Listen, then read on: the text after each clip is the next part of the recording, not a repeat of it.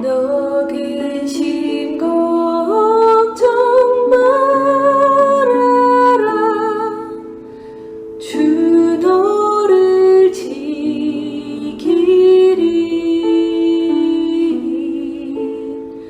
주 날개 밑에 거하라.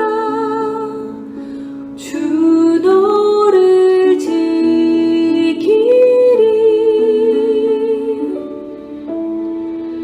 어려워 낙심될 때에 주 너를 지키리.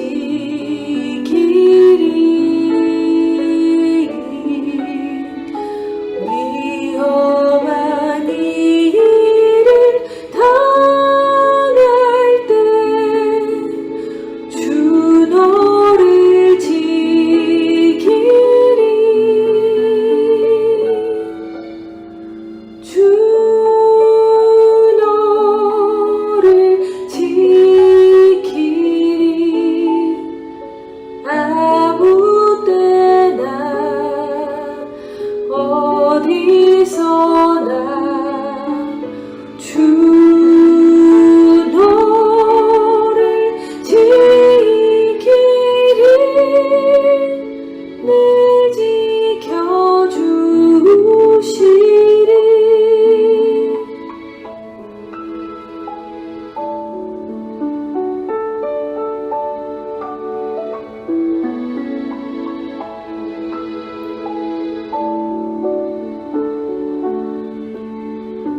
너 쓸 것 미리 아시고 주 너를 지키리.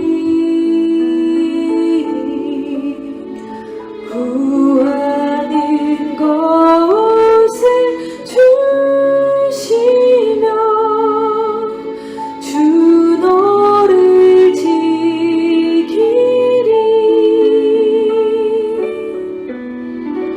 어려운 시험 당해도 주 너를 지키리.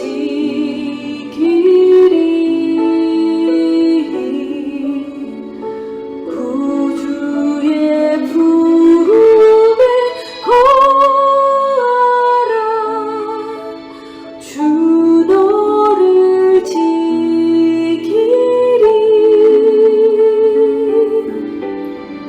주 너를 지키리. 아무 때나 어디서나 주 너를 지키리. 늘 지켜주시리. 주 너를 지키리. 아무 때나 어디서나 주 너를 지키리.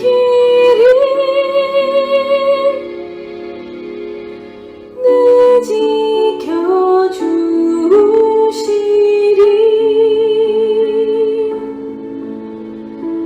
늘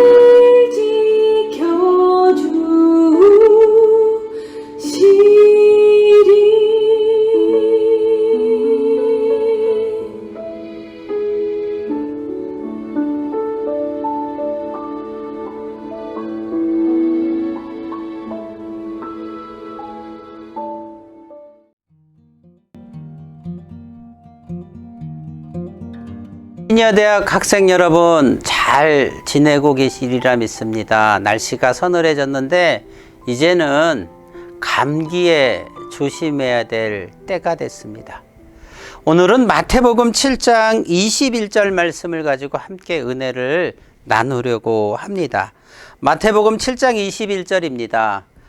나더러 주여 주여 하는 자마다 다 천국에 들어갈 것이 아니요 다만 하늘에 계신 내 아버지의 뜻대로 행하는 자라야 들어가리라.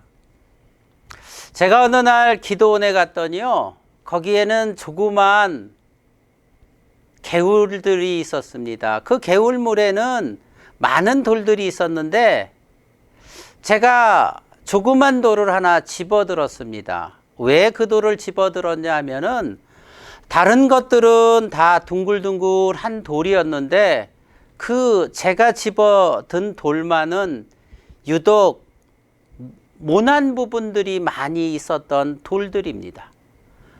아마 누가 던졌는지 어쨌는지 잘 모르겠습니다. 그런데 제가 그 돌을 보면서 아니 어떻게 물속에 있는 돌이 이렇게 삐쭉삐쭉 튀어나왔을까, 날카로울까 라고 제가 돌에게 질문을 했어요. 그런데 돌이 나한테 이렇게 대답을 하는 것 같습니다.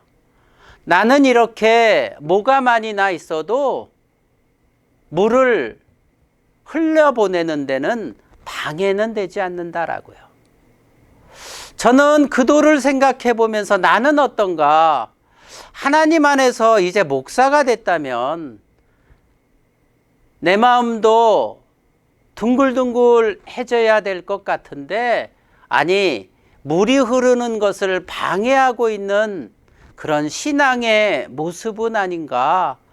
제가 그 돌을 통해서 얼마나 많은 은혜를 받았는지, 돌을 통해서 천지가 하나님의 말씀을 나에게 전해주는 시간이었는데 저는 돌을 통해서 오늘 이 본문의 말씀을 다시 묵상해 봅니다. 나더러 주여 주여 하는 자마다 다 천국에 들어가는 것이 아닙니다. 하늘에 계신 내 아버지의 뜻대로 행하는 자라야 천국에 들어갑니다라고요. 우리는 나이가 들면 들수록 우리들의 마음이 넓어질 뿐만 아니라 둥글둥글해져서 모가난 부분들이 깎여져서 누구든지 수용하고 누구든지 받아들이고 어떤 말이든지 인내할 수 있지만 저희 어머니를 보니까 나이가 들면 들수록 더 모난 부분들이 많아지더라고요. 오늘 시니어 대학 학생 여러분들도 어떻습니까? 마음에 모난 부분들이 많습니까? 아니면 둥그런 부분들이 더 많습니까? 혹 물이 흐르는 것을 방해하고 있는 돌들은 아닙니까? 오늘 하나님께서 우리들에게 허락하신 것들이 어떤 걸까요? 나이가 들면 들수록 하나님과 가까워지기에 우리는 어린아이가 됩니다. 어린아이와 같지 않고는 천국에 갈 수 없다라고 말씀하셨기에 우리는 나이가 들면 들수록 어린아이가 되고 그리고 천국에 대한 소망을 가지고 살면서도 이웃들과 주변에 있는 사람들과 함께 협력해서 선을 이루지 못하는 우리들의 삶의 모습은 아닌가요?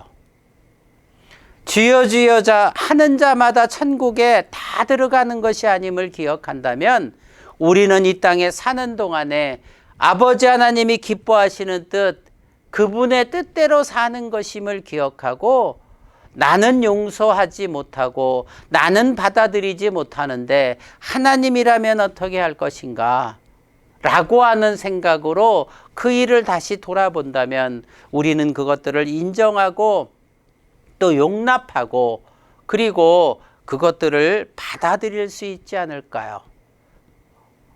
오늘 우리는 하나님의 이름을 부르면 천국에 가는 것이 아니라 아버지 하나님의 뜻대로 사는 자가 천국에 가는 것을 기억하고 주변의 많은 분들을 위해서 기도할 뿐만 아니라 모난 부분들을 감싸고 그리고 그것을 통해서 하나님이 주시는 귀한 마음들을 이웃들에게 전하는 것, 이것이 오늘 말씀을 통해서 우리들에게 다시 한 번 더 생각하게 하는 말씀입니다.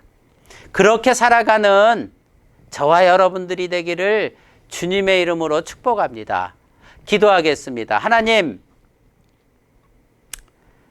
저도 이제 나이가 많이 있어서 많은 사람들의 이야기들을 수용하고 용납할 수 있을 것 같은데 어찌하여 우리들의 마음은 점점 좁아져서 저거는 이래서 안 되고 이거는 이래서 안 되고 이렇게 판단하고 정죄하고 있는 모습은 아닌가.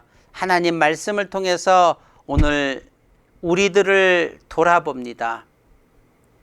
하나님이 나를 판단하시지 않기 때문에 우리도 누군가를 판단하지 않게 해주시고 늘 모난 것들은 깎아주시고 그래서 이제 얼마 남지 않는 저희들의 삶의 인생을 하나님을 향해서 바라볼 수 있는 귀한 믿음의 눈으로 표대만 바라보고 나아갈 수 있도록 주님이 지켜주시고 붙잡아 주시옵소서. 그렇게 해주실 하나님을 기대하며 예수님의 이름으로 간절히 기도드립니다. 아멘. 아멘. 효사랑 시니어 대학에서는 코리안 아메리칸 실버 라이닝 이니셔티브의 제공으로 학생분들께 단어 찾기 프로그램을 제공해 드립니다.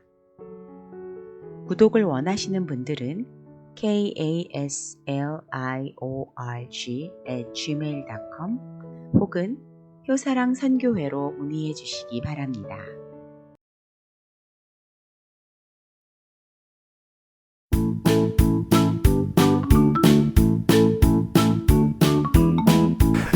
네, 하고 여러분 한 주간도 잘 지내셨습니까? 또 학훈 구호 한 분 외치고 다음 과정으로 넘어가도록 하겠습니다. 먼저 학훈 외치겠습니다. 노인으로 살지 말고 존경받는 어르신으로 살자. 네, 자 구호 한번 외쳐보겠습니다. 자, 구호 준비.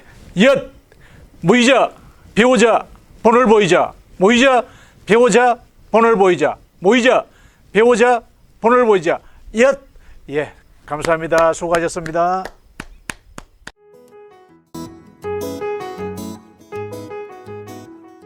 네, 안녕하십니까. 효상 시니어 대학 여러분 안녕하십니까.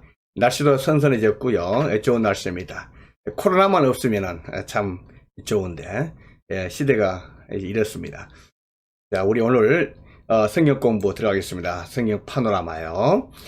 우리가 계속 성경 창세기를 공부하는 중에 있습니다. 제8강 창조시대. 악한 세상에서 불신을 받은 노아, 이런 제목으로 창세기 4장부터 6장까지가 되겠습니다. 여러분들 강의만 듣지 마시고요. 꼭 성경 읽어보시기 바라겠습니다. 성경 끝나고 나서 반드시 창세기 4장부터 6장 읽으시고 또 다음 주 강의를 위해서 그 다음을 읽으시면 도움이 됩니다. 도움이 된 게 아니라 반드시 성경 먼저 읽으셔야 됩니다.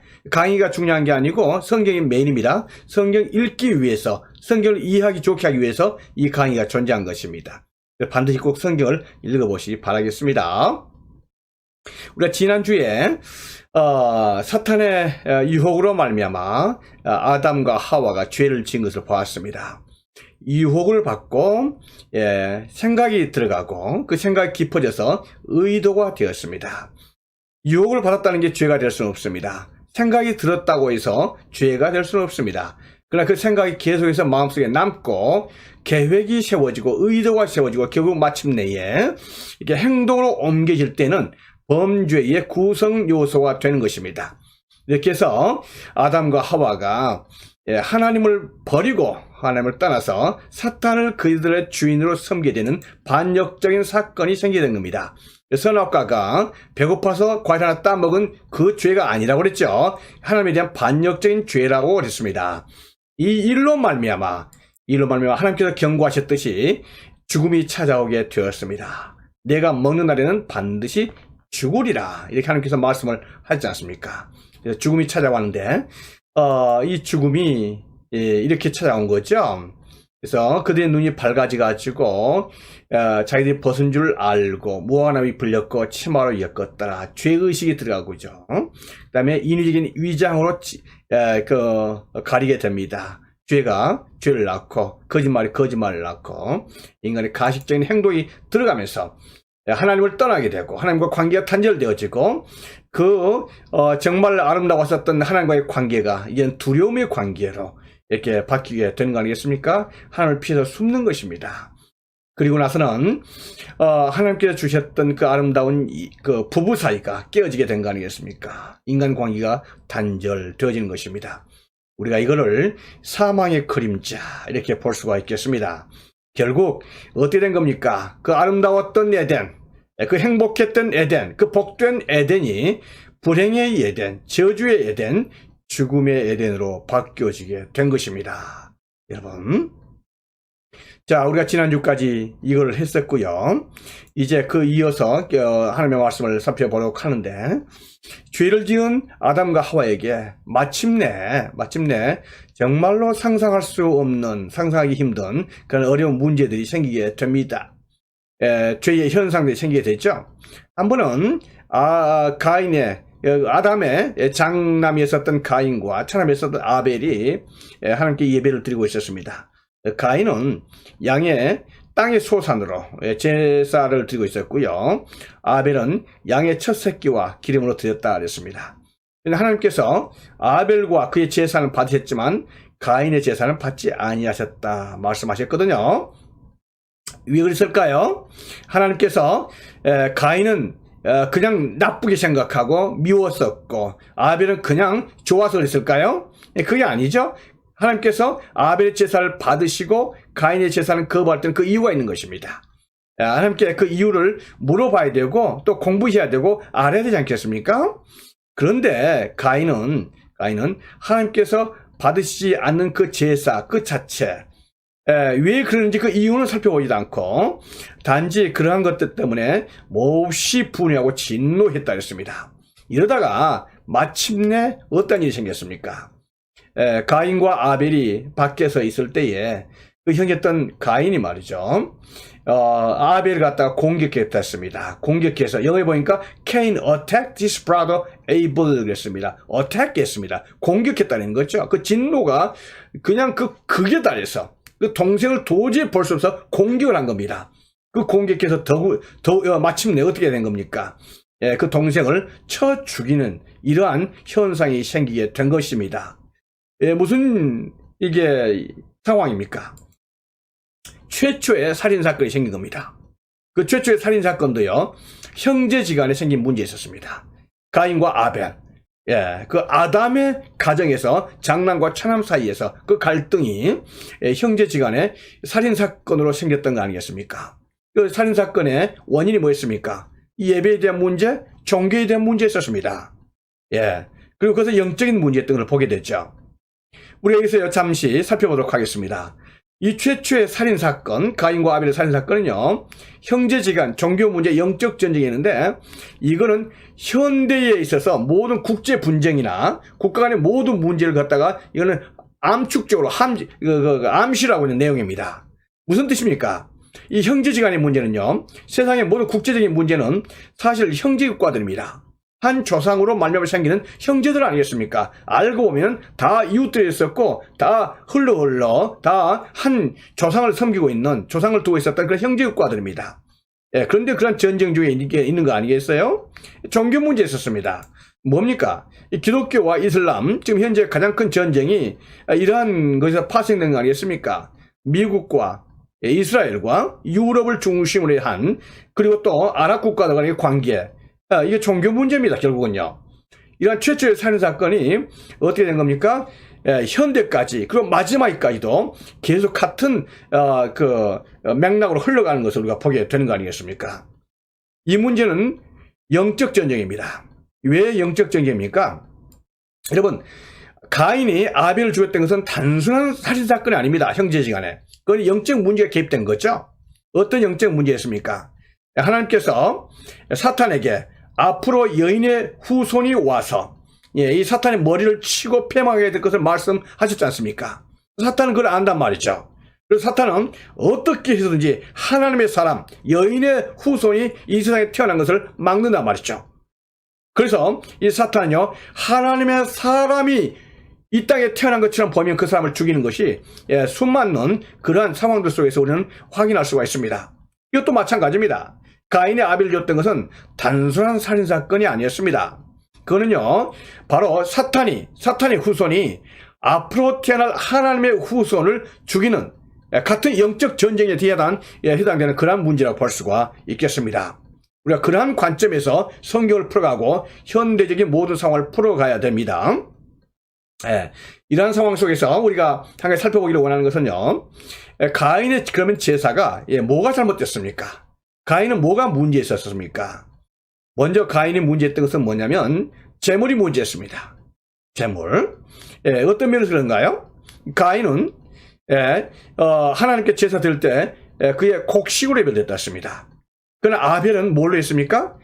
자기의 양의 그 새끼로 하나님께 드렸다 했거든요.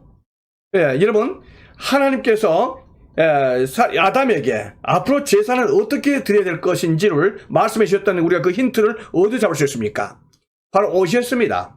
하나님께서 범죄 가운데 빠졌었던 아담과 하와에게, 그리고 무화과나무로 가셨던 아담과 하와에게 하나님의 옷을 입혀주신 거죠. 뭐였습니까? 그것은요, 바로 양의, 바로 그 스킨, 양의 그 가죽으로, 하나님께서 하나님의 옷을 입혀줬던 거 아니겠습니까? 그 부끄러움과 그 수치를 가리기 위해서 양이 한 마리 죽은 겁니다. 그 대속 제물로 말씀하셨던 하나님의 말씀 아니겠습니까? 바로 그것을 통해서 아벨과 가인은요, 아는 겁니다. 하나님께 예배는 어떻게 드려야 됩니까? 이것은 가죽 옷으로 양의 새끼로 드려야 된다. 이걸 아는 겁니다. 하나님께서 이렇게 말씀해 주신 거예요. 그럼에도 불구하고 가인은 양의 새끼로 드렸던 것이 아니고 그가 가지고 있던 곡식으로 함께 예배를 드린 겁니다. 잘못된 제물 아니겠습니까? 하나님께서는 가죽 옷을 통한 그의 제물, 양의 새끼를 통한 예배를 받으신 줄로 믿습니다. 그래서 제물의 문제는요, 심각하고 중요한 문제입니다. 우리가 이것저것 아무거나 하나님께 예배 드린다고 해서 되는 거 아니죠? 뭡니까? 오직 어린 양이신 예수 그리스도 이름으로 예배 드리는 그 예배만 하나님께서 받으신다는 겁니다. 아벨의 제사처럼요. 그러나 하나님께서 그 가인은 어떻게 한 겁니까? 이것저것 생각나는 대로 자기가 편리할 대로 그렇게 함께 예배 드렸던 가인 아니었습니까? 하나님께서 받으시나요? 안 받으시죠. 제물이 첫 번째 문제였었고요. 두 번째로는 뭐가 문제였습니까? 믿음이 문제였었습니다. 믿음. 아벨은 하나님께 예배를 드릴 때에 믿음으로 드렸다 했습니다. 믿음으로 양의 새끼를 드리면서 이 죽어가는 양, 이 죽는 양은 바로 내 자신이, 죄인인 내 자신이 죽어야 된다. 내 대신에 이 양이 죽은 속죄 제물이다. 이러한 믿음을 가지고 하나님께 나아가는 겁니다. 그럴 때 하나님께서 그 제물을 받으신 거 아니겠습니까? 그런데 가인에게는 이런 믿음이 없었습니다. 그래서 가인은요, 편리할 대로 가인의 생각대로 함께 나아가는 건데, 예배란 것은 내 생각대로 드리는 게 아니죠. 하나님께서 드리는 그 방식을 따라서, 하나님께서 원하시는 그 방법을 따라서 하나님께 나아가야 되지 않겠습니까? 어린 양이신 예수 그리스도, 그리고 그 믿음 가운데 나가야 될 줄로 믿습니다. 여러분, 우리가 이 부분은요, 한번 생각해 봐야 됩니다. 이번 코로나 기간 동안에 많은 분들이 참 그 어려운 상황을 보내고 있습니다. 그리고 믿음을 찾습니다. 그런데 우리가 온라인으로 예배 드리고 인터넷으로 예배 드리는 그런 교회들이 많지 않습니까? 옛날처럼 대면으로 교회당 가서 예배 드리지 못하고 있잖아요. 그럴 때에 우리의 믿음은 참으로 중요합니다, 여러분. 왜 그렇습니까? 우리가 아차 잘못하면요, 그냥 형식적으로 드리니까 드려요. 시간 되니까. 집에서 설거지하다 그냥 오는 거죠. 그리고 오차임도 전혀 준비 안 됩니다. 그냥 텔레비전 앞에서, 컴퓨터 앞에서 하니까 드리는, 시간 되니까 드리는 그런 예배가 된다면 이거 보통 문제가 아닙니다, 여러분. 한번 우리 신중하게 한번 생각을 해봐야 됩니다. 잘못하면요, 이게 가인의 제사가 될 수 있습니다, 여러분. 우리가 하나님 앞에서 믿음을 가지고 경건한 마음으로 하나님께 나가는 아벨의 제사가 되어야 될 줄로 믿습니다. 다음에 세 번째로는요, 가인은요, 어떤 문제가 있었습니까? 그 마음속에서 자기 동생 아벨에 대한 진노와 분노와 이런 생각들이 있었거든요. 그런데 문제는 뭐냐면은 그게 생각에 머무는 것이 아니라 악한 행동으로 발산된 겁니다. 그 악한 행동은요, 결국 급기야는 자기 동생을 죽이는 것입니다. 하나님께서 뭐라고 말씀하십니까? 죄가 너를 원하나 너는 죄를 다스릴지니라 했습니다. 여러분, 우리 마음속에는 사탄이 주는 그런 생각들이, 악한 생각들, 나쁜 생각들이 있을 수 있습니다. 그러나 예수님의 이름으로 그것을 우리가 물리쳐야 될 뿐만 아니라요, 그것을 갖다가 예수님의 이름으로 떨쳐버려야 되죠. 만약에 그 생각을 붙잡고 있다가 핵한 행동으로 이게 돌출한다면 그거는 문제가 심각해지는 거 아니겠습니까? 그래서 가인은 바로 그러한 문제에 부딪혔던 것을 보게 되는 겁니다. 결국 급기야 자기 동생을 쳐 죽이는 큰 첫 번째 살인사건의 주범이 되는 그런 문제가 나타나게 되는 것 아니겠습니까? 이러한 가인에게, 자기 동생을 죽였었던 이 가인에게 하나님께서 찾아오셨습니다. 하나님께서 찾아오셔서 내 아우 아벨이 어디 있느냐 이렇게 물어보시는 것입니다. 여러분, 하나님께서는 찾아오시는 하나님이십니다. 하나님께서는요, 죄를 지은 인간에게 너 마음대로 살아라 이렇게 내버리지 않습니다. 반드시 찾아오셔서 자초지종을 물어보시고 그리고 문제를 해결할 수 있는 해결책을 주십니다. 바로 이게 하나님의 성품이시거든요. 그래서 하나님께서는 아담의 장남에 있었던 가인에게 찾아오셔서 네 아우 아벨이 어디 있느냐 반드시 물어보신다 이 말이죠. 하나님은 찾아오시는 하나님의 일로 믿습니다. 찾아오실 뿐만 아니라 찾으시는 하나님입니다. 누구에게 찾아오셨습니까? 가인에게. 누구를 찾으십니까? 아벨을. 가인에게 아벨을 반드시 물어보시고 찾으신단 말이죠. 하나님의 성품입니다. 이때에 여러분 가인이 뭐라고 말합니까? 하나님께서 네 아우 아벨이 어디 있느냐 이렇게 물어보실 때 하나님이 가인이 했던 말은요, 내가 알지 못합니다. 내가 내 아우를 지키는 자입니까? 이렇게 무책임한 말을 한단 말이죠. 이게 죄를 범하는 인간의 속성입니다. 여러분, 우리가 여기에서 중요한 문제를 정리하기를 원합니다. 아주 중요한 문제입니다. 우리가 집중해서 이 부분을 잘 분석을 할 수 있다면요, 큰 은혜를 받을 수가 있고 또 정리를 해야 될 줄로 믿습니다. 하나님께서 사람을 찾아오셨던 경우가 두 번 있었습니다. 지금까지요. 가인 전까지. 하나님이 찾아오셨다는 것은 하나님의 관심과 하나님의 마음과 하나님의 뜻이 거기에 있다는 거예요. 그래서 우리가 하나님의 뜻이, 하나님의 마음이 거기에 있다. 아주 중요한 문제입니다. 하나님께서 아담에게 찾아오셨죠. 죄를 지은 아담이었습니다. 와서 내가 어디 있느냐 이렇게 물어보시죠. 그리고 가인에게 찾아오셨습니다. 가인에게 찾아와서 내 아우 아벨이 어디 있느냐 이렇게 물어보십니다. 아담에게 찾아왔다는 것은 내가 어디 있냐 이 말은 하나님과의 관계, 있어야 될 그 에덴 동산에서 하나님과의 그 관계 속에서 그 관계가 망가졌던 아담에게 지금 찾아오셔서 내가 어디 있느냐, 내가 있어야 될 그 위치 가운데 있지 못하고 왜 죄를 범했느냐 이거 아니겠습니까? 가인에게는 뭡니까? 그의 동생 아우를 지켜줘야 되는, 함께 해야 되는 그러한 가인이 동생을 죽였지 않습니까? 그래서 내 아우 아벨은 어디 있느냐, 그 이웃과의 관계, 형제간의 관계, 바로 사회성을 말씀하신 거예요. 바로 여기 하나님의 관심이 있는 거죠. 우리 이걸 한번 도표로 그려보도록 하겠습니다. 도표로 여기는 Y좌표와 X좌표를 그린다면요, Y좌표는요 하나님이 계시고 내가 있습니다. 다음에 X좌표에서는요 오른쪽에는 이웃이 있고 내가 있습니다. 도표 아시겠죠? X좌표, Y좌표입니다. 이거는 A입니다. A 영역은요 하나님과의 관계도 좋고 이웃과의 관계도 좋은 사람이에요. B는요 뭡니까? B는 하나님과의 관계는 좋은데 이웃과의 관계는 좋지 못해요. 대신에 나밖에 몰라요. 나 때문에 내가 복받기 위해서 하나님께 나아가고 교회에 나간 사람을 말하는 거 아니겠습니까? C는 뭐냐면은 하나님과의 관계는 나빠요. 그런데 이웃과의 관계는 좋은 사람을 말합니다. 다음에 D는 뭐냐면 하나님과의 관계도 나쁘고 이웃과의 관계도 나빠요. 오로지 아는 건 나밖에 몰라요. 이런 사람이 있을까요? 있죠, 당연히. 있습니다. 이 D에 해당되는 부분은 나밖에 모르는 사람. 뭡니까? 이거는 이기주의, 에고이즘입니다. 나밖에 모르는 사람, 이기주의입니다. 우리 이기주의라고 말하죠. 하나님께서 이러한 삶을 원하신가요? 아니죠. 나밖에 모르는 삶, 이러한 생활 하나님께서 원하시는 건 아니잖아요. C는 어떤 것이라고 그랬었죠? 이거는 하나님과의 관계는 나쁘지만 이웃과의 관계는 좋은 사람을 말하는 거예요. 하나님께서 이걸 원하신 건가요? 아니죠. 이러한 사람을 우리는 인본주의라고 말합니다. 우리가 인본주의자들 보면은 교회 안 나가면서도 이웃들을 위해서 많이 봉사하고 섬기는 사람이 있거든요. 물론 착한 사람에게 보이긴 하지만 그러나 하나님께서 원하시는 사람은 이것도 아닙니다. 그래서 하나님과의 관계가 좋아야 되지 않습니까? 교회도 나가야 되고 신앙생활을 해야 되지 않습니까? 아니죠. B는 뭐였습니까? B는요 하나님과의 관계는 좋은데 이웃과의 관계보다도 나밖에 몰라요. 내가 복받기 위해서 교회 나가고 내가 복받기 위해서 신앙생활을 하는 거예요. 예. 그러나 하나님께서 이걸 원하신 건가요? 아니죠. 많은 경우에 저도 그랬었고 많은 경우에 우리 기독교인들이 크리스찬들이 여기에 해당됩니다. 이 결국은 기복신앙이라고 말합니다. 기복신앙. 여기 해당될 수가 있죠. 진정으로 하나님께서 원하시는 삶은요, A와 같은 삶입니다. A는 뭐냐면 하나님과의 관계도 좋아요. 신앙생활 잘해요.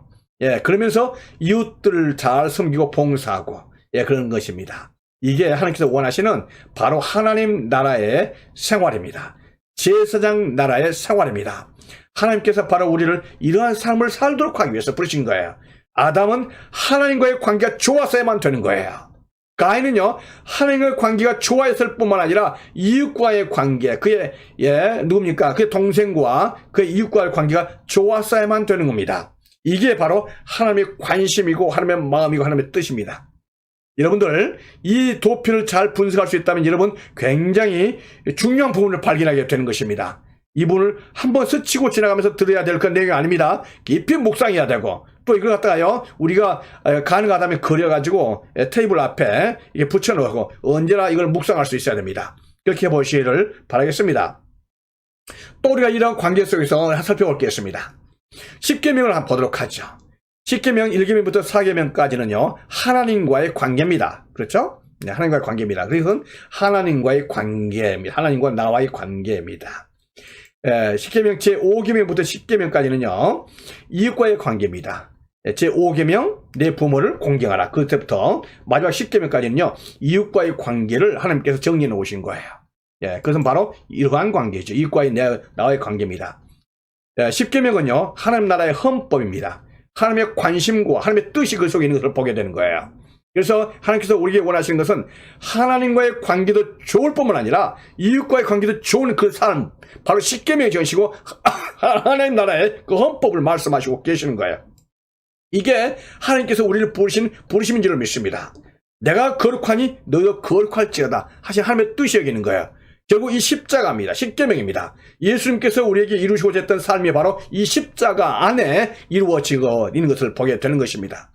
그래서 우리는 창세기 벌써 1장, 2장, 3장, 4장, 5장, 6장 이 초반부에서 하나님 나라가 앞으로 어떻게 진행되는 것인지 벌써 이렇게 살펴보고 계시고 있는 것이에요. 중요한 부분이기 때문에 여러분들 앞으로 두고 이 부분들을 묵상하고 살펴봐야 될 줄로 믿습니다.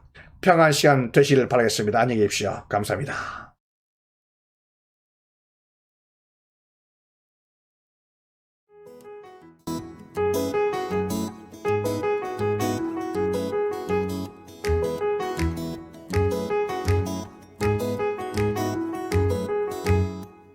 안녕하세요. 만나뵙게 돼서 참 반갑습니다. 오늘은 저와 함께 치매 예방을 통한 좌우뇌 활동의 양손의 결합에 대해서 강의를 하겠습니다. 자, 이 강의를 들으시면서 우리가 치매에 대한 불안에서 벗어나고 오랫동안 긍정적인 마음으로 즐겁게 살아갈 수 있도록 해주시기를 바라는 마음에서 오늘 강의를 진행하겠습니다. 자, 오늘 강의 주제는 양손을 통한 좌우뇌 결합입니다. 자, 우리의 뇌는 대뇌와 소뇌로 이루어져 있습니다. 자, 이 대뇌와 소뇌는 좌우뇌로 각각 나누어져 있어요. 자, 이 좌우뇌로 나누어져 있는 상황에서 이 우뇌에서는 협응력과 구상력, 시각 정보력, 그다음 지각 속동력 등을 관장하고 있습니다. 그다음 좌뇌에서는 추상력, 언어 사고력, 수리력, 추리력 이 등을 관장을 하여서 우리 몸의 중앙선을 통해서 좌우뇌의 활동을 나누어져 반대로 지령을 내려보내고 있습니다. 자, 그런데 치매는 왜 오는가? 치매는 왜 시작이 되는가? 뇌세포에 시냅스라는 세포들이 모든 세포들이 이 수축되는 상황에서 기억력이 떨어지고 운동 능력이나 인지 장애가 오기 때문에 치매가 온다고 봅니다. 자, 그러면 이런 증상을 개선하고 예방하기 위해서 몬테소리 박사는 의학 박사이며 교육학 박사인데 이분은 두 손을 통해서 이 두 손이 밖으로 나와 있는 뇌다. 그래서 두 손의 활동을 어떻게 하느냐에 따라서 우리의 뇌가 움직이게 된다라는 것을 연구하신 분이십니다. 그래서 저는 몬테소리 박사의 교육 이념과 그 교육에 대한 연구에서 치매 예방 두뇌 훈련으로 이 프로그램을 끌고 가겠습니다.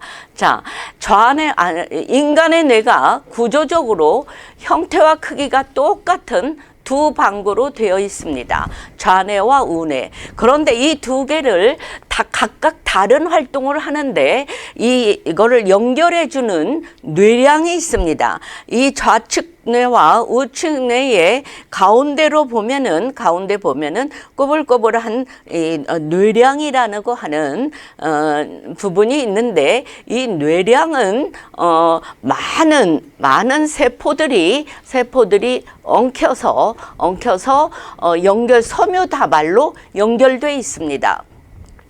자, 이러한 뇌량은 좌뇌와 우뇌들 사이에서 밀집된 신경 섬유들을 서로 연결할 수 있는 다리 역할을 한다고 보시면 됩니다.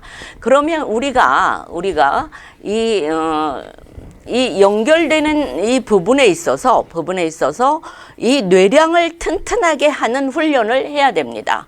그래서 치매 예방을 할 수 있도록 도와드리겠습니다. 자, 그러면 예를 든다면 우리가 우뇌는 그림의 전체 숲이 우거진 나무가 울창한 숲이 우거진 그림을 보여드리겠습니다. 여러분 보이시죠? 자, 이 화면에 그림을 보시면 보실 때 처음으로 여러분이 딱 말씀하시기를 숲이 참 울창하다 이렇게 말하시는 분, 또 나무가 참 웅장하게 많이 서 있네 이렇게 말씀하시는 분에 따라서 좌우뇌의 활동이 달라진다고 볼 수 있습니다. 자, 울창한 나무가 숲이 울창하다라고 표현하시는 분은 우뇌형이라고 볼 수 있습니다. 그런데 숲은 보지 못하시고 웅장한 나무가 너무 많아 이렇게 하시는 분은 좌뇌형입니다. 또한 우리가 손을 이렇게 마주했을 때 손을 보통 이렇게 깍지를 끼시잖아요. 이를 깍지를 끼시셨을 때 왼손의 엄지가 우회로 딱 올라간다 그러면 우뇌형입니다. 그런데 오른손의 엄지가 우회로 딱 올라간다 그러면 좌뇌형입니다. 저는 딱깍지를 끼면 모르게 무의식 중에 딱깍지를 꼈는데도 왼손이 먼저 올라갔잖아요. 저는 우뇌형입니다. 자, 그러면 우리가 한쪽 뇌만 발달을 시키면 절름발이가 되기 때문에 이 뇌량이 어떤 역할을 하느냐, 양쪽 뇌를 발달시킬 수 있도록 서로 다리 역할을 하면서 정보를 이쪽 저쪽으로 막 보내는 역할을 한다는 것입니다. 그러면 뇌량이 전뇌 인간으로 만드는 아주 중요한 역할을 할 수 있는 것이죠. 위치는 좌뇌와 우뇌의 한 가운데에 꼬불꼬불꼬불한 요런 틈새가 보이죠? 요런 틈새로 이게 해가지고 뒷면으로 들어가서 활 모양으로 되어 있습니다. 뇌량은. 되어 있어요. 자, 그래서 우리가 여러분들이 오늘 이 강의를 들으시면서 실제 활동으로 원 스텝에서부터 4 스텝까지 저희가 프로그램의 예를 실전을 보여드리겠습니다. 네, 자, 실제 활동에 들어가기 전에 여러분들에게 손풀기를 먼저 손 운동을 하겠습니다. 자, 손이 굳어 있으면은 뇌도 역시 굳게 되는 겁니다. 여러분들 아침에 자고 일어나면 손이 뻣뻣한 것도 있죠. 이런 경우에 여러분들이 손을 자꾸 이렇게 마사지 하면서 손을 빼주셔야 됩니다. 그래야 손이 유연하게 되면서 뇌도 세포가 유연하게 움직이게 되는 것입니다. 그러면 자, 손을 이렇게 한번 펴보시고 자, 속도감을 주면서 하나, 둘, 셋, 넷, 다섯, 여섯, 일곱, 여덟, 아홉, 열. 하나, 둘, 셋, 넷, 다섯, 여섯, 일곱, 여덟, 아홉, 열. 이렇게 주먹을 폈다 줬다 폈다 하는 활동을 노래를 부르면서 아침에 일어나서 노래를 부르면서 이렇게 여러분들이 해보시면은 좋을 것 같고요. 그 다음에는 손을 지압과 마사지를 해주면서 손가락에 들어있는 모든 혈자리가 뇌로 연결될 수 있도록 하는 작업을 합니다. 자, 요렇게 손을 이렇게 하시고요. 엄지를 양옆을 손가락 끝을 잡으시고 이렇게 지압을 하세요. 그런 다음에 밀어주시고 당겨주시고 자, 그 다음 검지를 손가락 끝을 누르시고 밀어주시고 당겨주시고 자, 그 다음 손가락도 자, 이렇게 가운데 손가락 자, 중지를 누르시고 밀어주시고 당겨주시고 자, 다음 자, 또 지압하시고요. 손가락 끝을 밀어주시고 당겨주시고 지압하시고 밀어주시고 당겨주시고 이렇게 양손을 똑같이 10손가락을 다 해주셔야 됩니다. 이렇게 다 해주시면서 오늘 또 나하고 함께 수고하자 이렇게 마음속으로 여러분들의 스스로 여러분들 안에 있는 여러분들 자신의 한 사람에게 우리 몸에는 항상 나를 중심으로 해서 밖으로 나와 있는 나도 있지만 안에서 내면적인 내가 있습니다. 이 내면적인 나에게 사랑한다, 우리 잘 지내자 하면서 항상 사이좋게 지내는 야지만이 여러분들이 이 모든 안에서의 뇌세포나 이런 것들이 움직일 때에 치매로 가는 거를 막을 수 있다고 생각됩니다. 자, 그 다음에 한 가지 더 가르쳐 드릴게요. 자, 손을 이렇게 하시고 한쪽은 새끼손가락. 자, 이렇게 하시고 하나, 그 다음 반대로 돌려서 자, 둘, 하나, 둘, 셋, 넷, 다섯, 여섯, 일곱, 여덟, 아홉, 열 이렇게 여러분들이 천천히 하십시오. 자, 처음에는 잘 안 되실 거예요. 이게 자, 여기 엄지 냈는데 여기 새끼 내야 되잖아요. 그러면 다음에는 이게 오른손이 새끼가 나오고 그 다음에 엄지가 나와야 되잖아요. 그러니까 이렇게 반대로 하면서 손목을 같이 돌려주셔야지만이 손목 운동도 유연하게 될 수 있고 손가락의 방향 감각이나 운동 능력이 움직이게 된다고 볼 수 있습니다. 자, 그렇게 한 번 더 해볼까요? 자, 하나, 둘, 저 엄지가 2개 나왔어요. 이거 어떡하죠? 자, 다시요. 자, 새끼 나왔습니다. 하나, 둘, 셋, 넷, 다섯, 여섯, 일곱, 여덟, 아홉, 열. 이걸 수시로 아침에 일어나서 아니면 저녁에 잘 때 그렇게 해주시고 손을 그 다음에 모으신 다음에 손 이렇게 구부려 보세요. 이렇게 해서 직선으로 손이 이렇게 돼야지만이 여러분들이 손가락이 유연하게 이 마디마디의 관절이 유연하게 되어 있는 것입니다. 자, 이렇게 한번 해보시고 이 손가락을 깍지를 껴보세요. 깍지를 껴서 안으로 접으세요. 자, 이렇게요. 안으로 접으세요. 자, 깍지를 껴서 안으로 접으세요. 자, 손을 이렇게 깍지 끼시고 이렇게 하셔서 안으로 접으세요. 아프신 분은 안 하셔도 됩니다. 아프신 분은 근데 천천히 한 번씩 해보시면 그 다음에 줬다 폈다 줬다 폈다 줬다 폈다 이렇게 하시면서 그 다음에 손을 쭉 펴시고 자 손을 마주 잡으시고 이렇게 촥 양쪽 손을 빼주세요. 자, 이제 실제 활동에 들어갈 준비가 되셨습니다. 자, 실제 활동에서는 우리 아트스쿨의 권경수 부원장이신 권경수 선생님께서 여러분들에게 실전을 보여드리겠습니다. 안녕하세요. 저는 여러분들의 뇌를 건강하고 젊게 만들어드릴 실제 활동을 보여드릴 권선생님입니다.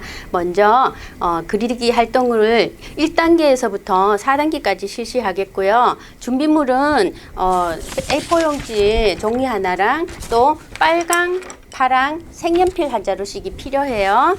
자, 그러면은 먼저 1단계부터 그리기 활동을 시작하겠습니다. 자, 페이퍼 위에다가요. 처음에는 빨강과 파랑 색연필을 잡고 도형을 그릴 거예요. 자, 처음에는 동그라미, 다음은 세모, 그 다음엔 네모를 그리시는데요. 자, 처음엔 작게 그리세요. 작게 그리시고 그 다음에 점점 커지는데요. 끊어지지 않아요. 연결해서 그리시는 겁니다. 자, 시작하겠습니다. 동그라미부터.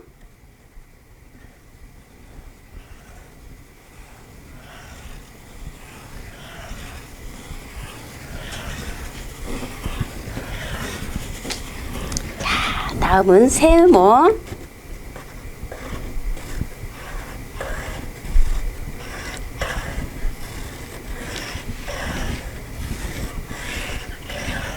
자, 다음은 네모.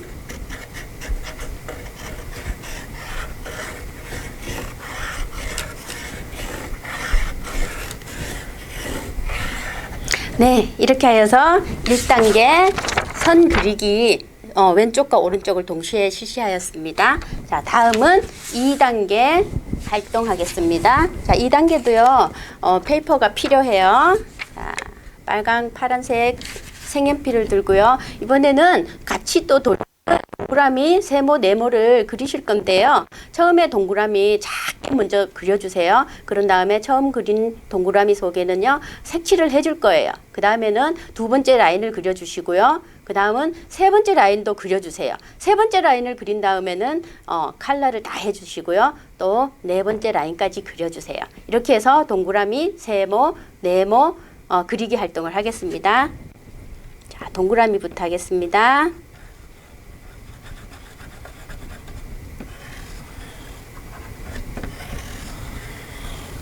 세 번째 동그라미는 그리시고 컬러를 다 해주세요. 네 번째. 자, 다음은 세모.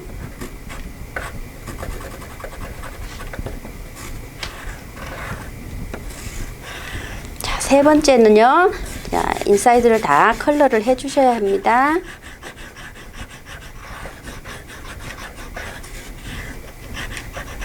다음에 네 번째는 라인만. 다음은 네모.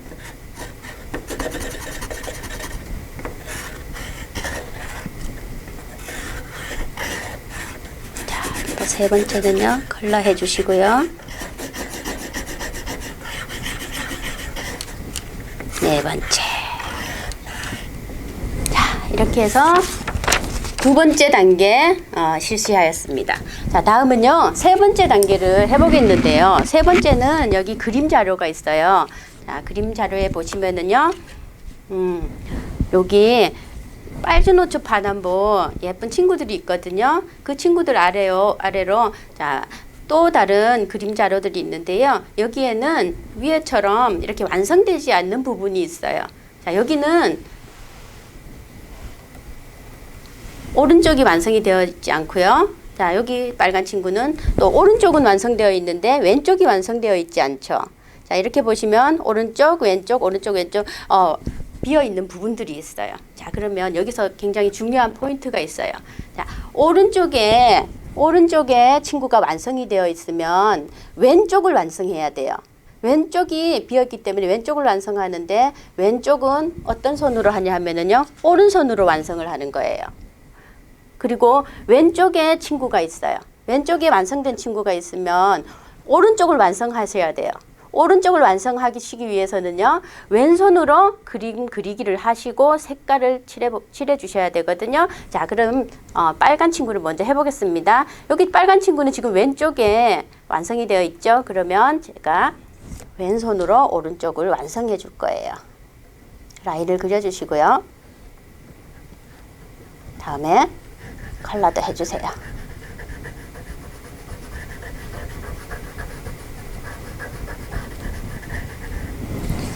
또 여기 아래에 빨간 친구가요, 오른쪽이 완성이 되어 있죠. 그리고 왼쪽이 미완성되어 있어요. 그러면 오른손을 이용하여서 왼쪽을 완성해 줍니다.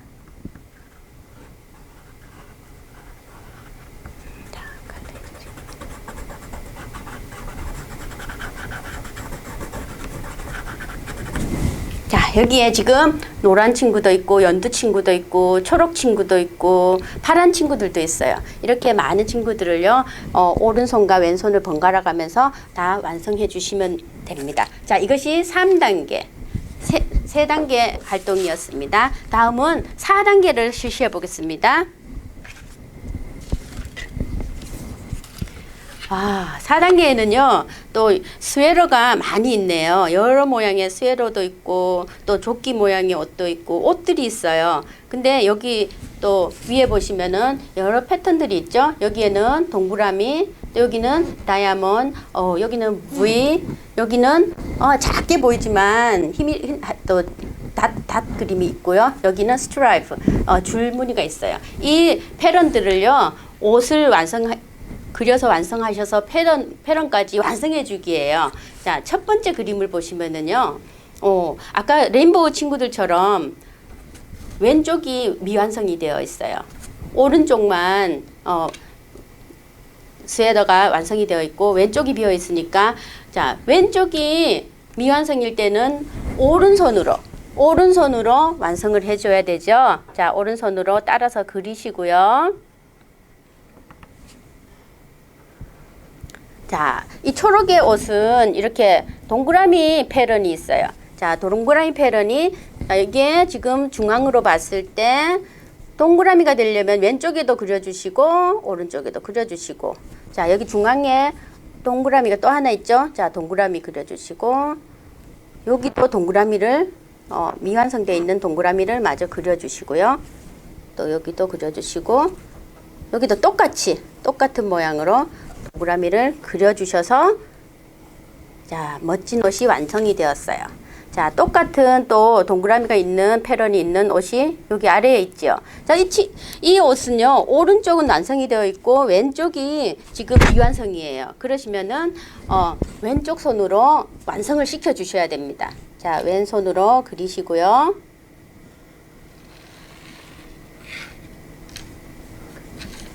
패런도 완성해 주세요.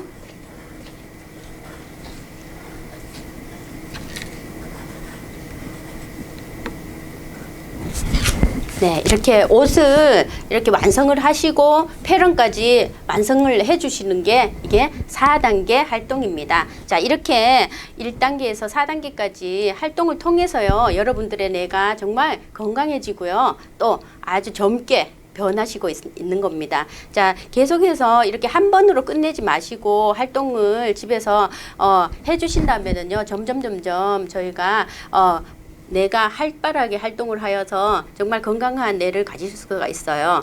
자, 재미있으셨나요? 우리 부원장인 권 선생님과 함께 여러분들이 실제 활동을 해보셨습니다. 자, 우리가 삶을 내 스스로 모든 것을 어떻게 생각하느냐에 따라서 달라지는 것입니다. 자, 긍정적인 긍정적인 생각을 하면서 사는 사람은 밝은 마음으로 항상 평화가 갑니다. 평화가 가고 나 자신의 긍정적인 힘을 믿고 나 자신을 믿으셔야 됩니다. 나 자신을 믿지 않으시면 치매 예방을 하실 수가 없어요. 자, 나 자신을 믿으시고 긍정적인 나 자신의 힘을 믿고 머리를 활용하여서 긍정적인 마인드로 치매 예방을 합시다. 자, 오늘 강의를 이것으로 마치겠습니다. 감사합니다.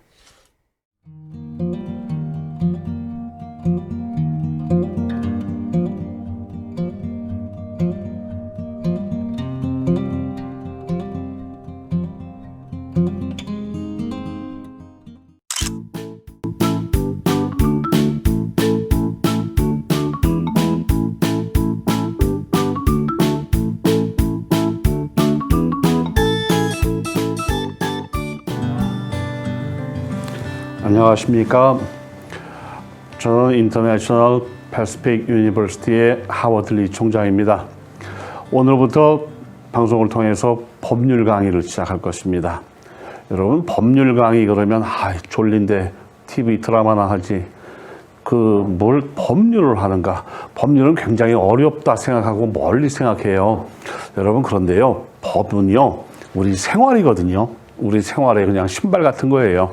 알면 편안하고 모르면 불편하고 답답해요.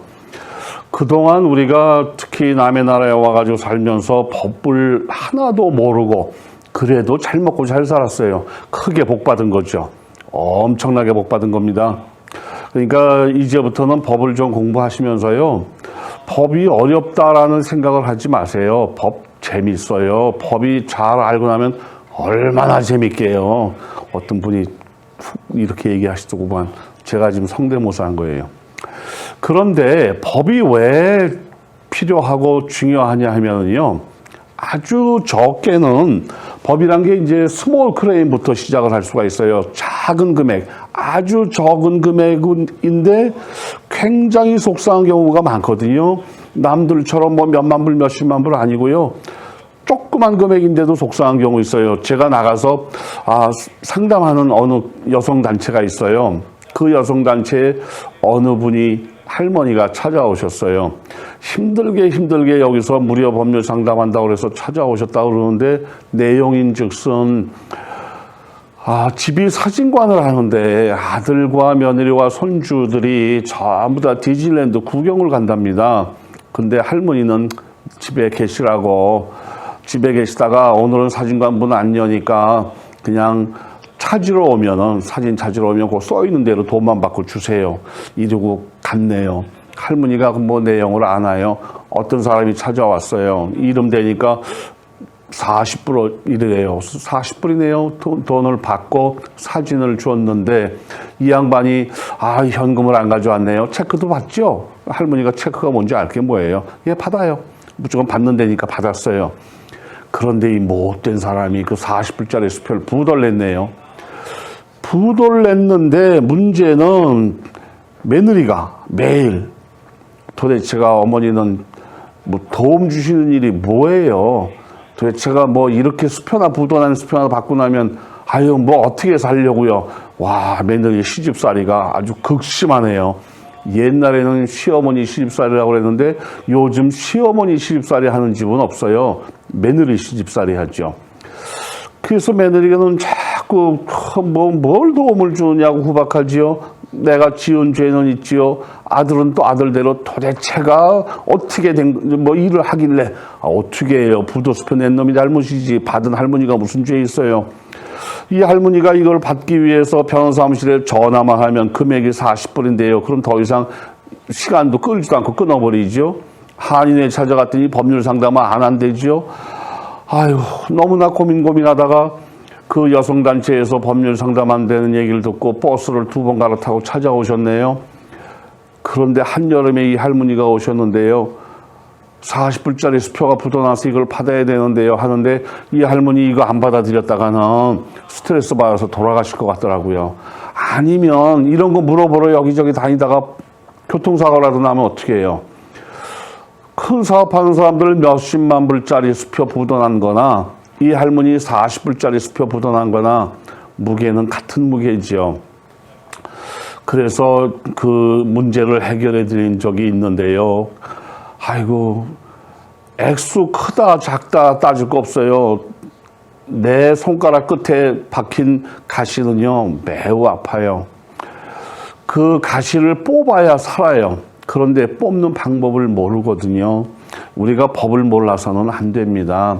이 스몰 클레임과 같이 소송 가액 10,000불 미만은 우리가 변호사 찾아갈 필요 없고 법무사도 필요 없고 우리가 직접 해결할 수 있는 간단한 10,000불 미만의 소송이 있는가 하면 또 이런저런 소송을 하려고 하는데 우리가 멋모르고 살다 보니까 그냥 돈을 빌려줬는데 안 갚아요. 그래서 아이 좀 줘, 갚어, 나도 힘들어 이러다가 우물우물 하다 보니까 시간이 지나갔네요. 계약서도 없고 동네 사람 잘 아는 사람이라 빌려줬는데 고등학교 동창이라 빌려줬는데 나중에 알고 보니까 2년 안에 소송을 안 하면 무효래요. 아이고 나는 우리 옛날에 보니까 뭐 10년 전 빚도 갚고 5년 전 빚도 갚던데 아니요. 법이요. 계약서가 없는 계약은 2년 안에 받지 못하면 소송할 권한이 없어요. 계약서가 있으면 4년이고요. 이런 걸 보고 Status of Limitation에서 공소 제기권, 소송 제기권이라고 하거든요. 이 여기에 보면 교통사고라든가 뭐 둘이 싸움을 해가지고 뚜닥뚜닥 하다 다쳤어요. 그런데 가만히 있다 보니까 치료비 죽게 하다가 세월이 지나갔네요. 어머나 1년 지나면 소송 못 한대네요. 아니요. 교통사고나 부상은 2년이요. 그 다음에 어떤 물건을 누가 부셨어요.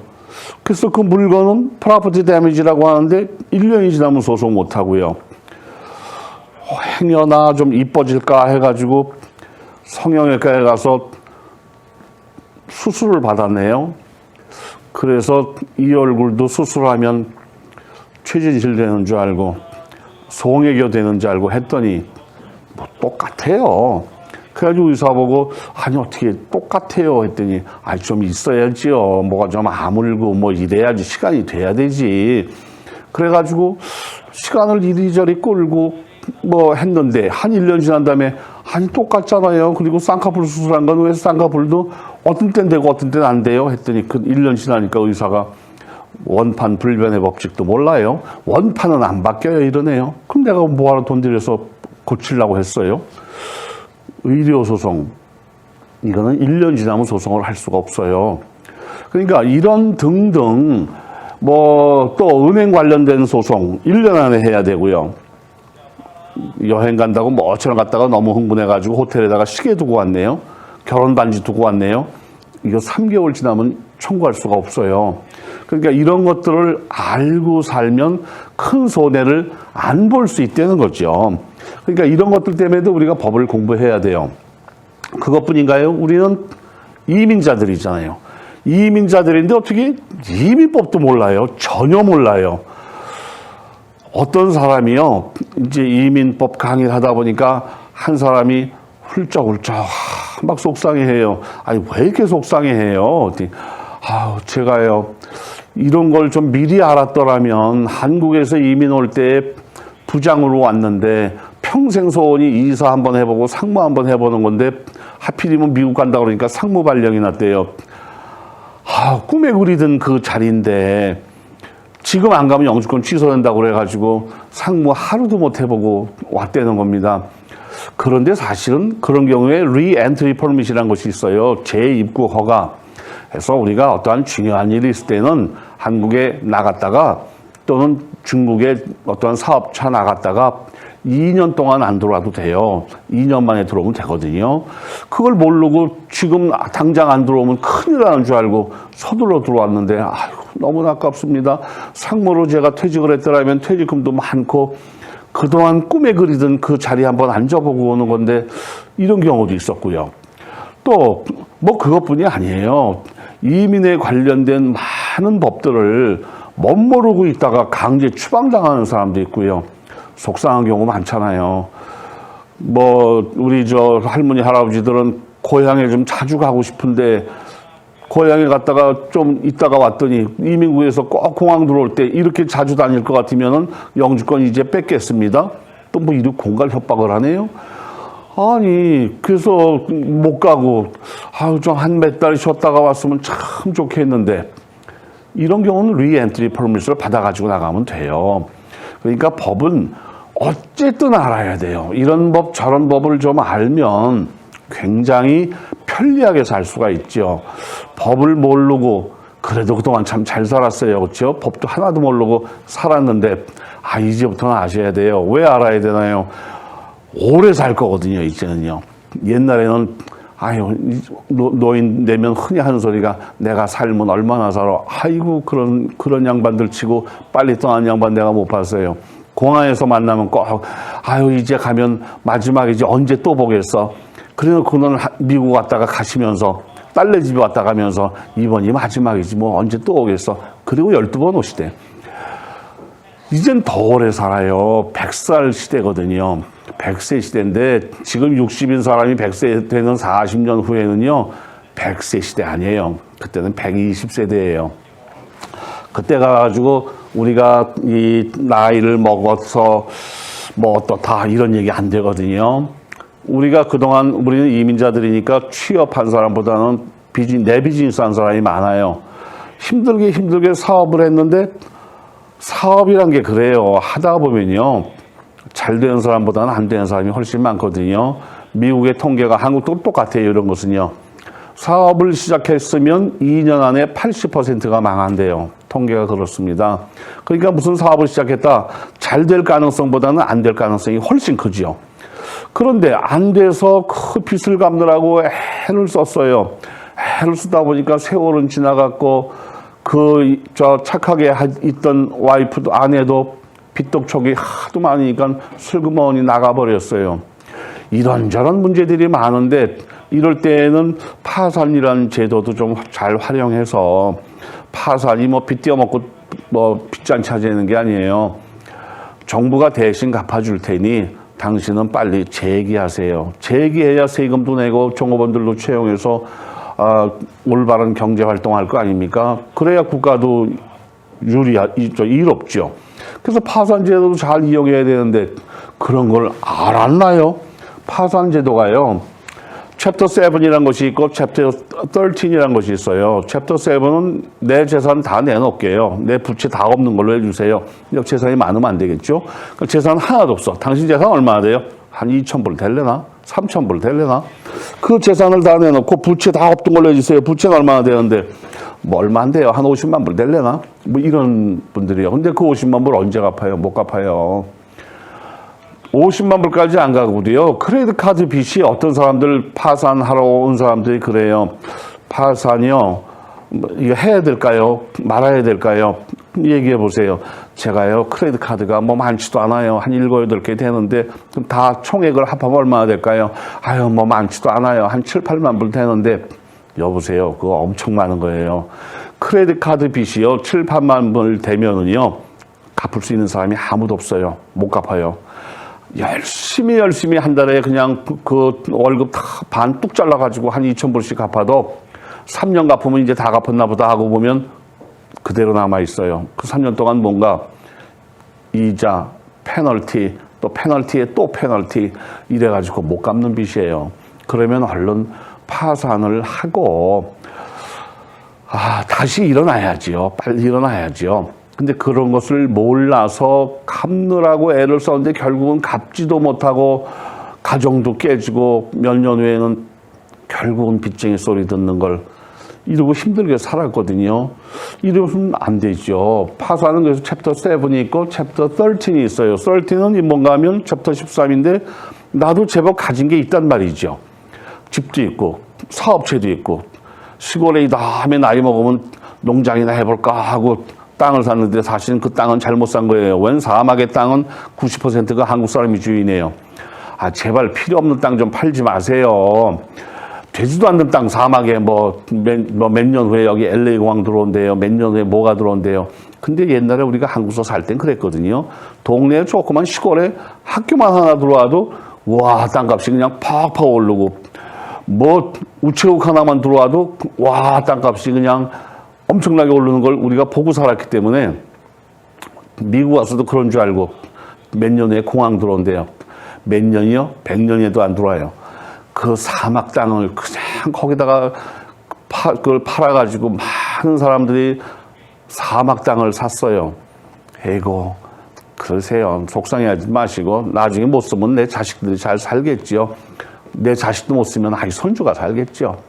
그렇게 생각하시면 되고 또 모르잖아요. 우리도 한 200살 살다 보면 또 알아요. 그것도 잘 쓰게 될지. 그런데 재산은 좀 있는데 부채가 너무 많아요. 크레딧 카드 빚이 제법 많고 물건값도 좀 있고 너무나 힘들어. 그러면 이럴 때는 내 재산은 그대로 지키고 부채만 좀 줄여달라, 지불 방식을 좀 줄여달라 해서 내 사는 방법을 찾을 수도 있어요. 근데 그런 것들도 뭐 알아야죠. 누가 가르쳐줬어야죠. 이런 거 배우려면 법대 가야 되는데 아이고 법대로 어떻게 가요. 공부하기 싫어서 그 옛날 피해 다녔는데 이러다 보니까 문제가 생겼어요. 그런데요, 여러분, 한국에 살다 보면 TV 드라마도 보고 신문도 보고 뭐 이러면서 저러면서 법을 상식적으로 좀 배우잖아요. 미국서는 상식적으로 법 알게 될 일도 없었네요. 그래서 법을 몰라서 많이 속상한 경우들이 많아요. 그러니까 우리가 이제부터 이런 걸 공부하는 거예요. 앞으로 자세히 하나하나 파산법, 뭐 이민법 따로따로 하나씩 하겠어요. 하다가 보니까 이혼을 했단 말이죠. 이혼을 했는데 이혼도 하려고 했나요? 빚 갚다가 보니까 아이고 너무 힘들고 빚 갚다가 보니까 그 아내가 한만 잘해줘도 짜증만 나지요. 집에 들어오면 얼굴만 찡그리고 또 얼굴 찡그리는 남편 보고 좋아할 사람이 어디 있어요. 슬그머니 나갔어요.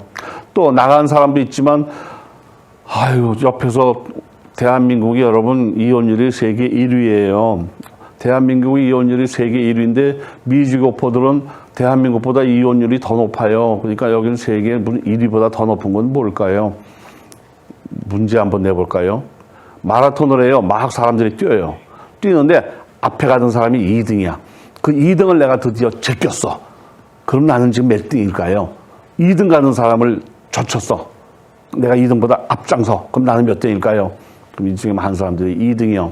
2등을 제꼈으니까, 1등이요. 2등을 제꼈으니까, 아니요. 2등이요. 앞에 1등은 가고 있어요, 계속.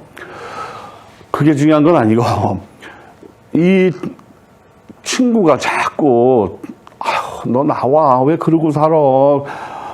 이혼해봐. 얼마나 편안한데. 매일매일이 자유야. 너 나와. 그렇게 살지 마. 이래 진짜인 줄 알고 나갔어요. 이혼하고 나갔어요. 나가니까 자유는 무슨 자유요. 밤에 비 올 때마다 불안하고 바람 불어도 불안하고 문소리만 덜컹덜컹 나도 아이고 그래도 옆자리에서 버텨주던 그 남편 생각이 간절한데 이혼을 했어요.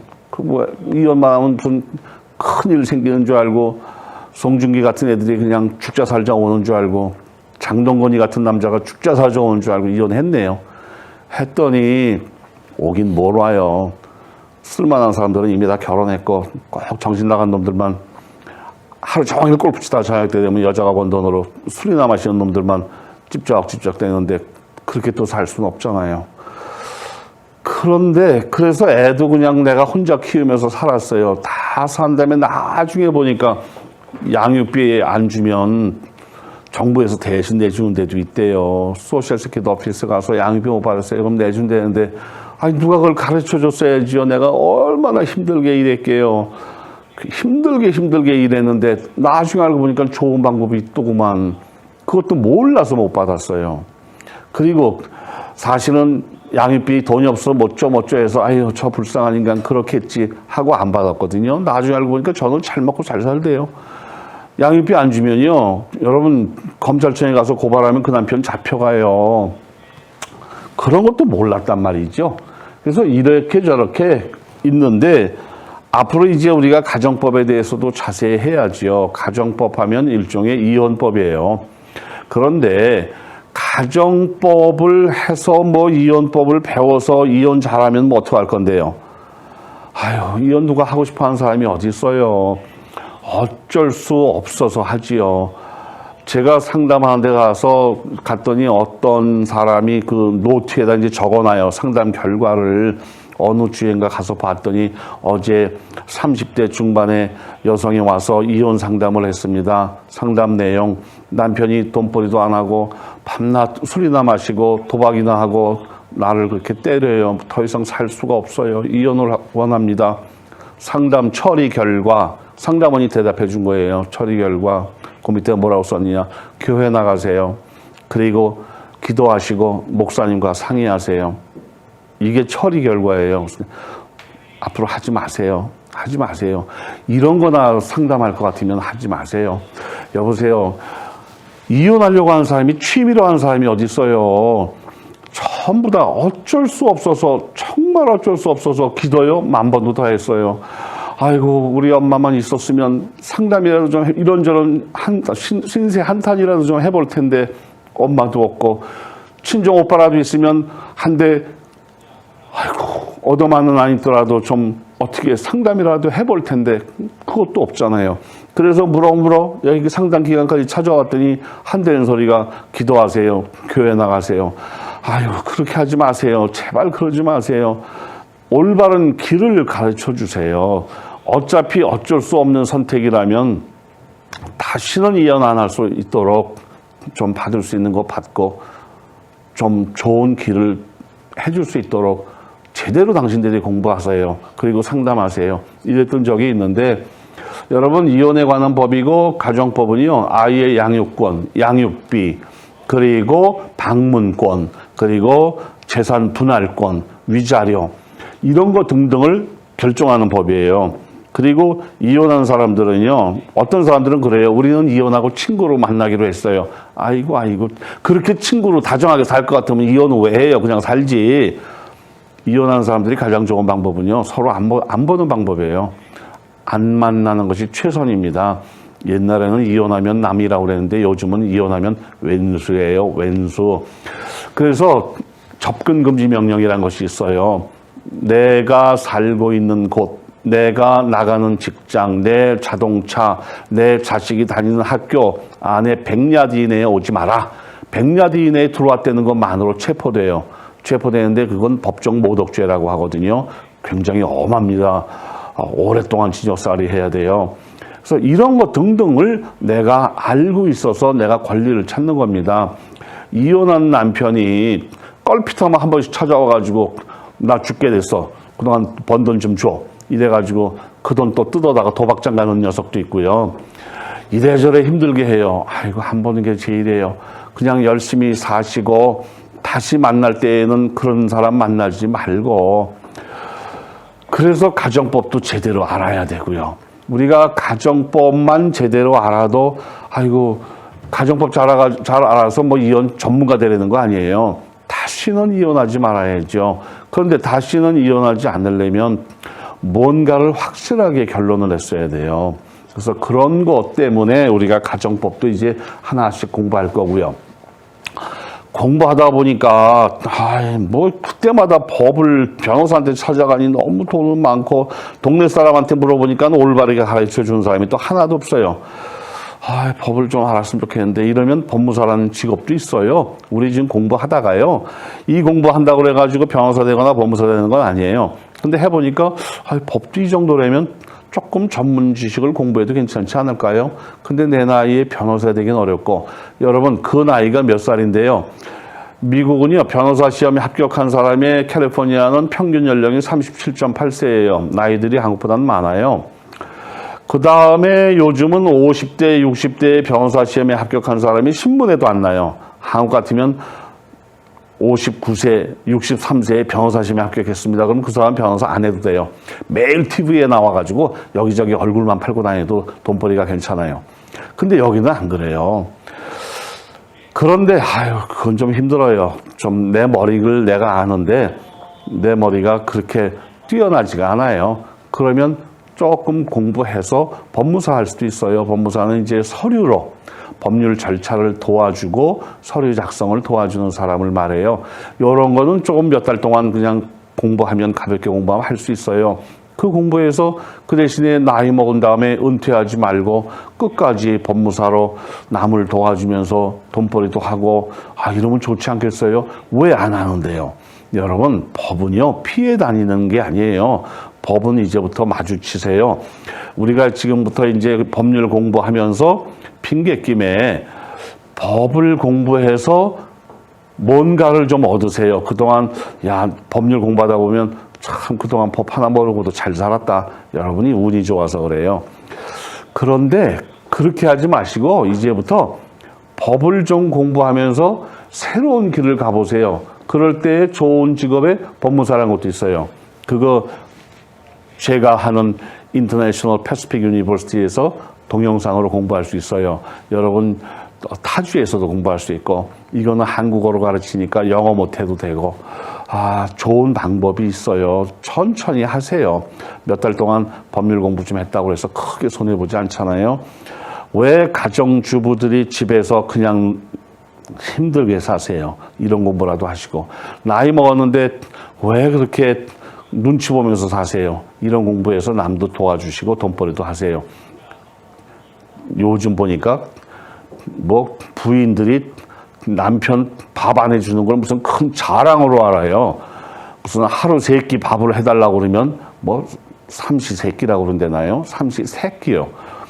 거기다가 삼시세끼 밥 먹었고 가끔 간식까지 해달라고 그러면 종갓나새끼래요. 이 세상에 그런 게 어딨어요. 지금까지 누구 덕분에 살았는데요. 여러분, 요즘은 방송 나와가지고 부인들이 남편 구박한다, 여자가 남편 머리 위에 있다, 이래야 인기를 얻어요. 저는요 탤런트 아니라 인기 싫어요. 남편 밥 안 해주는 사람들 오늘부터 좀 해주세요. 무슨 남편이 그동안 큰 눈치 보고 힘들게 살아가지고 이젠 나이 먹고 좀 쉬려고 그랬더니 부인이 밥도 안 해준대요. 뭐하러 그 자리에 있는데요? 그동안 날 구박했잖아요. 그러지 마세요. 남자들은 나가서 더 힘들었어요. 남편 밥이요 해주세요. 그 조그만 거 해주고, 요즘 밥은 자기가 장작대에서 하나 전기밥솥에서 하면 얼마나 잘 되게 해요. 근데 또 이것도 귀찮다고 한꺼번에 해가지고 한 주먹씩 만들어가지고 냉동실에 놓았다가 하나씩 꺼내준대요. 강아지 키워요? 제발 그러지 마세요. 남편 따뜻하게 밥 해주고, 그럼 남편이 또 얼마나 이뻐하게. 그러고 나이 먹으면 살아야지 난 남편 밥 안 해줘. 난 아침에 나가. 자랑이다. 그렇게 하지 마세요. 여러분, 남자 셋이 굴뚝 옆에서 울더래요. 60 먹은 남자가 왜 그러세요? 아침에 밥 해달라고 그랬더니 부인, 마누라가 때려요. 70 먹은 할아버지는 왜 우세요? 아침에 눈치 보일까봐 나갔다가 들어왔더니 저녁에 너무 일찍 들어왔다고 때려요.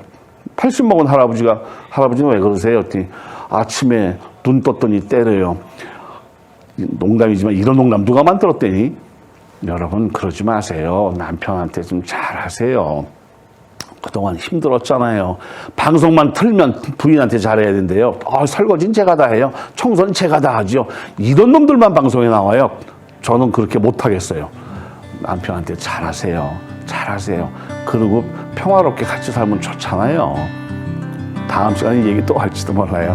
여러분, 법을 하나씩 배우면서 그냥 우리 즐겁게 돈벌이도 하고, 그 다음에 상식도 늘리고 이러면서 살자고요. 다음 시간에 또 뵙습니다.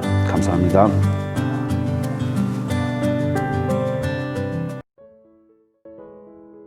효사랑 온라인 시니어 대학 안내입니다.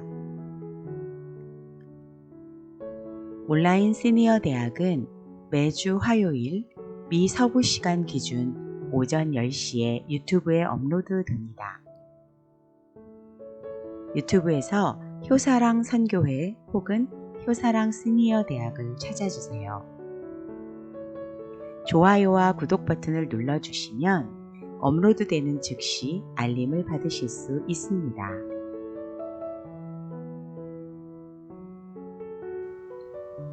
가르침의 은사로 섬겨주실 분들의 연락을 기다립니다. 관심 있으신 분들께서는 효사랑 선교회로 연락해 주세요.